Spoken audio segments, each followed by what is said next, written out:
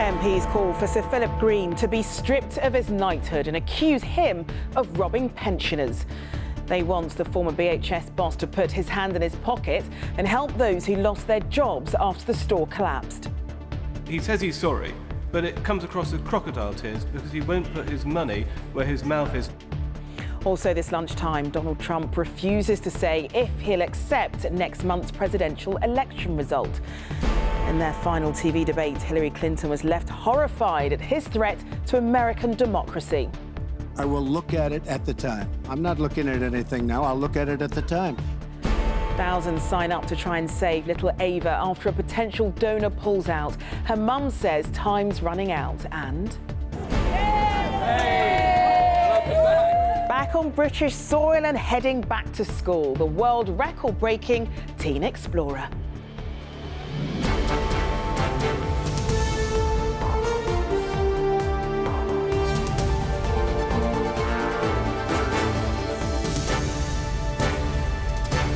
This is the ITV Lunchtime News with Charlene White. Good afternoon. A group of MPs calling for Sir Philip Green to be stripped of his knighthood have accused the billionaire businessman of robbing pensioners and leaving them in the lurch. During a debate in the House of Commons this lunchtime, MPs said Sir Philip, who sold BHS for just £1, should put his money where his mouth is and help the thousands who lost their jobs and the thousands who were part of the company's pension scheme. Earlier this week, in an exclusive interview with ITV News, Sir Philip apologised to workers but said MPs were behaving badly by calling for his knighthood to be annulled. Our political correspondent Paul Brand has the very latest. 10 years after receiving his title, could Sir Philip Green now be bestowed with the dishonour of having it taken away? We now come to the backbench motion on BHS. For the first time ever today, MPs debated whether to remove a knighthood they think is no longer deserved. He took the rings from BHS's fingers, he beat it black and blue, he starved it in food and water, he put it on life support, and then he wanted credit for keeping it alive. He says he's sorry, but it comes across as crocodile tears because he won't put his money where his mouth is, and he ought to make recompense. This isn't the first time MPs have squared up to Sir Philip Green. I just think that's an unnecessary statement. I think you should withdraw it. I think it's very rude. In the summer, they accused the billionaire of taking hundreds of millions of pounds out of BHS before selling it in a state of collapse. By the time its stores closed this year, a pensions deficit of almost £600 million had opened up, affecting thousands of workers. This week, Sir Philip told ITV News he was working to help fill the black hole and defended his title. Do you care about the knighthood? I care about how these people are behaving, right?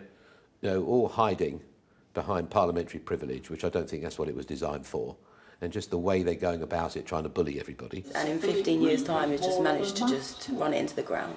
But today, former BHS workers watching Parliament knew whose side they were on. They're saying everything we've been thinking this whole time, so to me it only makes sense that...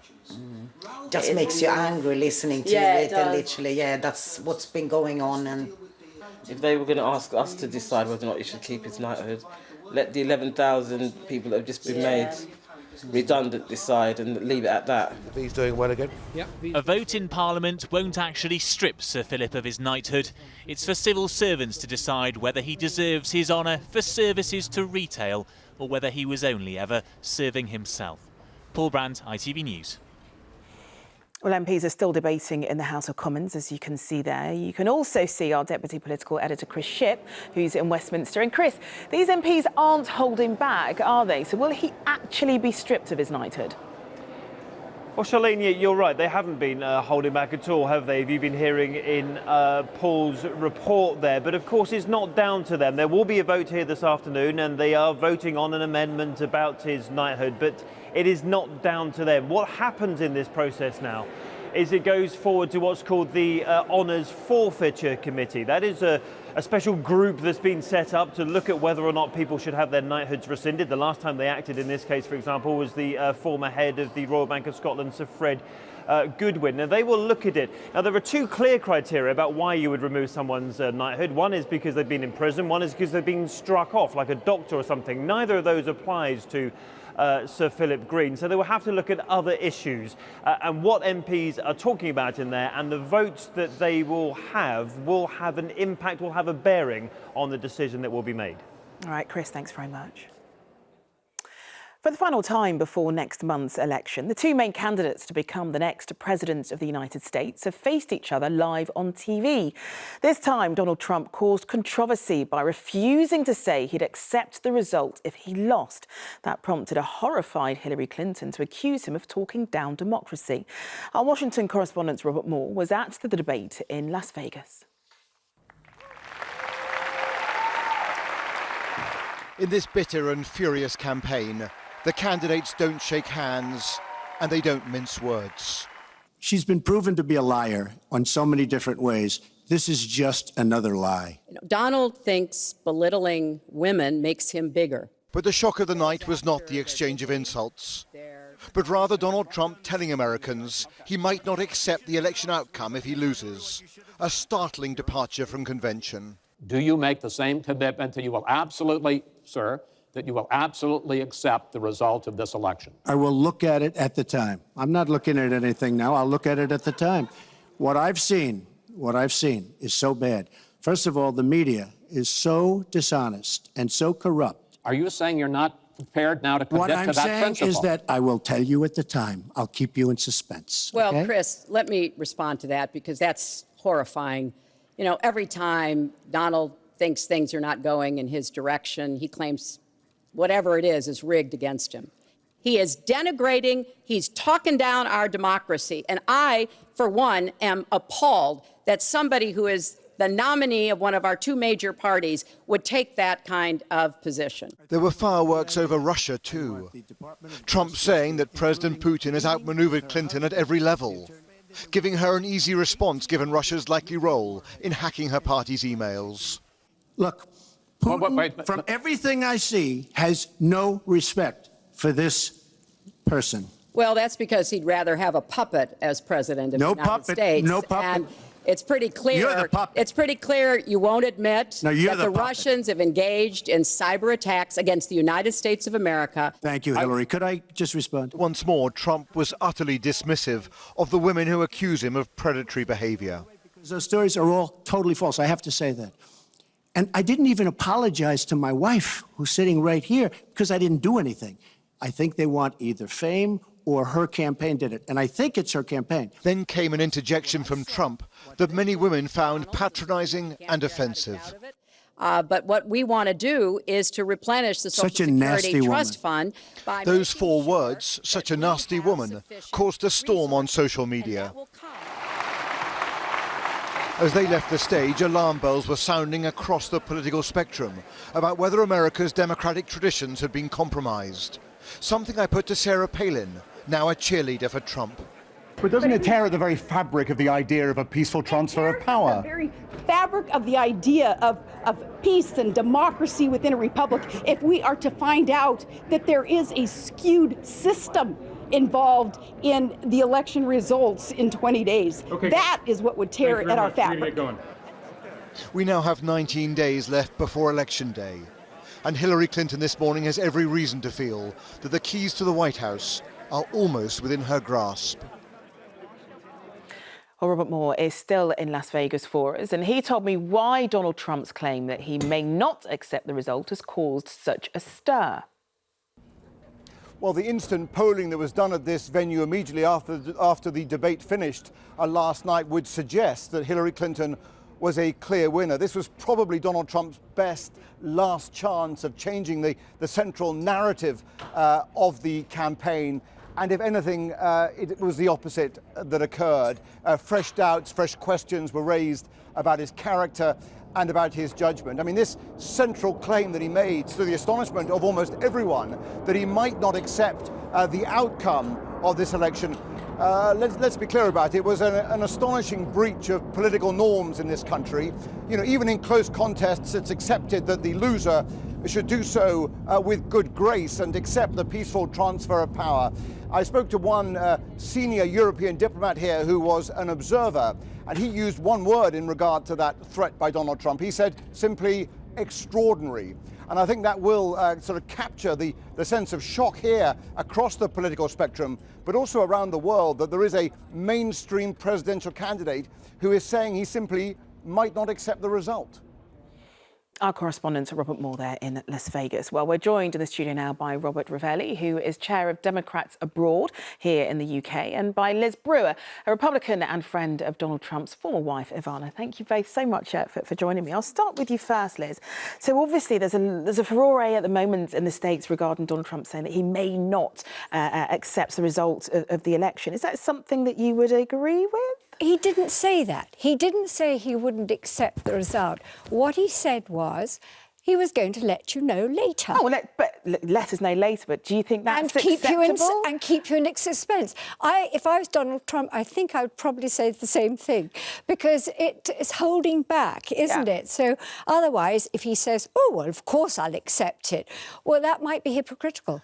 Could be, but, you know, every other presidential candidate has said, well, exactly that they'd accept it. So it's not something that's unusual. Trump is a bit different. He is a bit different. Expect the unexpected. He's a force unto himself. You never underestimate that man. Indeed, indeed. Well, I'm sure that the Democrats would disagree with that. I'm sure you would, Robert. But let's talk about the policy they talked about in the debate last night, because it was unusual from the last two. They haven't really touched so much on policy. And last night they talked about Russia, they talked about abortion, they talked about gun laws. And what Donald Trump did say that he would look towards reversing the Roe v. Wade, which legalises abortion. How well will that go down with American voters? Well, first of all, I just wanted to remind your viewers that if there's any Americans who are listening who are here in the UK, that they still can vote, and they should go to votefromabroad.org to make sure they get their votes in, because they still can't get their absentee ballots in.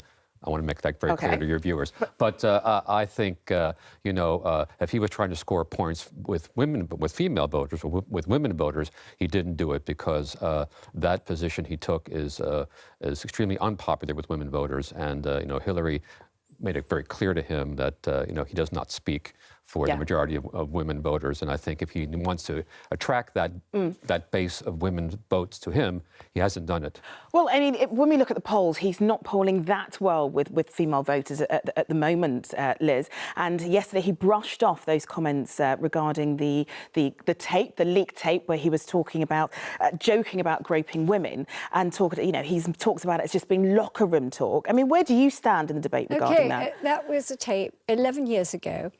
I've actually never been in a man's locker room, but I'm convinced that all men, red-blooded men, talk like that. They don't expect to be recorded, although he did have a mic on. So, I mean, something that's happened 11 years ago. He's been married 3 times. Yeah. He has a family. And I tend to often judge men by their children. And his children are a credit to him. And I know them. And my daughter, in fact, was the same age. So how, I mean, are the family quite excited about the prospect of their father becoming president of the United States? I don't know. It's not a question of being excited. It's a question of being contained and waiting to see what happens. They're very sensible and they're very intelligent children. And I think they're a credit to him and the major children to Ivana. All right, well, that's brilliant, Liz. Thank you so much. And very, very, very quickly, Robert, do you think that this really did do well last night in terms of the debate for Hillary? Do you think she's on course for next month? Absolutely. I mean, she really won this debate fair and square, and Trump just showed his usual flair for controversy. He certainly didn't do. He did that very well last night. That he definitely showed that he's not fit to be president. Well, Robert and Liz, thank you so much for talking to us. Right, in the past few minutes, Theresa May has arrived in Brussels for her first EU summit as Prime Minister. During the meeting, she's expected to address other European leaders over her preparations for taking Britain out of the European Union. The UK is leaving the EU, but we will continue to play a full role until we leave, and we'll be a strong and dependable partner after we've left. It's in the interests of both the UK and the EU that we continue to work closely together, including at this summit. We must show that robust and united European stance in the face of Russian aggression. Thousands of gay and bisexual men convicted of now abolished sexual offences are to get pardons from the government. It means those convicted over consensual same-sex relationships before homosexuality was decriminalised will have their names cleared. The development follows the Second World War codebreaker Alan Turing being posthumously pardoned in 2013, as Chris Cunningham reports. What if I don't fancy her in that way? Can't tell anyone, Owen. It's illegal. It was the case of Alan Turing that for many brought a dark page of British history into light. Here played by Benedict Cumberbatch in the award-winning The Imitation Game, the stigma attached to Turing's sexuality eventually caused Britain's greatest codebreaker to take his own life. The criminalisation of gay and bisexual men in England and Wales lasted right up until 1967 and into the early 80s for Scotland and Northern Ireland. Turing was officially pardoned by the government in 2013, and now, 3 years on, that pardon is to be extended to thousands of other men. Well, what we've done today is we've delivered on our manifesto pledge to posthumously pardon gay and bisexual men convicted of sexual offences that have now been abolished. Now, that is really important because this rights a historic wrong. Despite it taking so long, many in the gay community welcome the pardon. I think this is always a process. There's a process of healing about any wrongs from the past. I think we've just got to that point where it's the right time to draw that line, to have that healing, to have the apology. Am I a criminal? It might be far too late to help Turing and thousands of other men who suffered a similar fate, but finally a little justice has been brought to those criminalised simply because of their sexuality. Chris Cunningham, ITV News. Still to come this lunchtime. Back in Bristol, how this 14-year-old set a world record at sea. But first, in the past 48 hours, 50,000 people have signed up to the donor register in support of a dying little girl in desperate need. 3-year-old Ava Stark, who's from Fife, needs a stem cell transplant to treat a rare blood disorder. This week, a potential donor fell through at the last minute. Our Scotland correspondent Peter Smith went to meet Ava and her family. Ava loves to play, but she isn't allowed to play with other children anymore. Mommy, I want to go to the park. Maybe if he goes away. Her immune system is just too low to risk infection. So she waits until the play park is empty to get her turn. Come on in. That big smile on Ava's little face hides the seriousness of her condition. Right, and put that one up there. She needs a stem cell transplant to survive. You're in a nightmare. That you want to wake up, that you want it to stop, that you want her to be fine. What is the urgency? What can happen to Ava? She would die. Ava was due to have a life-saving transplant this week, but at the last minute the donor pulled out. For now she's relying on blood transfusions to stay alive, but her mum knows that could stop working any time. Some days I have off days where I just want to cry, and then other days Ava is basically what gets us through it because she's crazy and she's just happy and funny. Happy and funny, Mommy. What would your message be for people watching this? I am begging people. Honestly, I can't beg anybody enough. Please just register. You got a blue one. This little girl is still so full of life, full of joy. But Ava's only chance of survival now is the hope that there is someone out there who can give her the stem cells she needs. Peter Smith, ITV News, Fife. And if you'd like more information on becoming a donor, go to our website, itv.com/news. Finally, a British teenager is home after breaking a world record for sailing round the North Pole. Arriving back in Bristol this morning to a warm welcome from family, 14-year-old Benji Edwards has spent 4 months on the Polar Ocean Challenge, a journey that saw the team set sail and travel northeast above Russia and around past Canada. That's not been possible in the past. The team were only able to make the journey because of the amount of Arctic ice that's melting. Our correspondent Rupert Evelyn is in Bristol with Benji and the leader of the expedition. Rupert. Yeah, well, we arrived back here about an hour ago. I say we. I joined on the last leg coming up the Avon from Portishead. Ben Edwards, on the other hand, did the entire trip starting off 4 months ago. By rights, 14-year-olds should be in school, I guess, right now, but this has been a different form of education. Yes, I have a very accommodating school. They encouraged me into this, so as far as they're concerned, it's a great experience. It has been an experience. At times it has been great, so it's been fine. One giant sort of geography lesson in many ways. One of the other reasons that you set out to do this, other than just for the sheer experience itself, was because you have a bowel issue, don't you? And you want to raise awareness and money for people with similar issues. Just explain that to me. Yes, for a couple of years ago, I was in Addenbrooke's Hospital in Cambridge for 2 weeks with what was at the time a suspected appendicitis. After a while, it just didn't flare up into, there was no infection in my blood, all of that sort of thing. And it was discovered that I have scarring in my gut, which is causing me constant pain. And so I'm going to have to sort of, because I need to get up to date, but in a sense, you wanted to make sure that people raise money and greater understanding about this. Yes, it's not understood in children, and I want that to change. It can be very debilitating. Many congratulations. David Hempelman-Adams, you were in charge of all of this. You've been up to this part of the world many times. Does it surprise you and perhaps depress you a little bit about what's changed in the Arctic?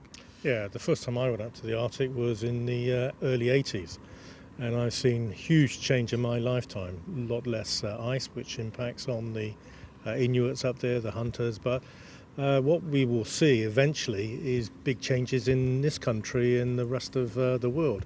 We saw things that's unimaginable. Thank you very much. Well, look, congratulations. Ben, I think, has moved away to try and tidy up this ship. There's still a lot of work to do, despite the fact they're back home. All right, Rupert, thank you. Right, that's it from us. We're back again at 6:30, so we'll see you then. Goodbye.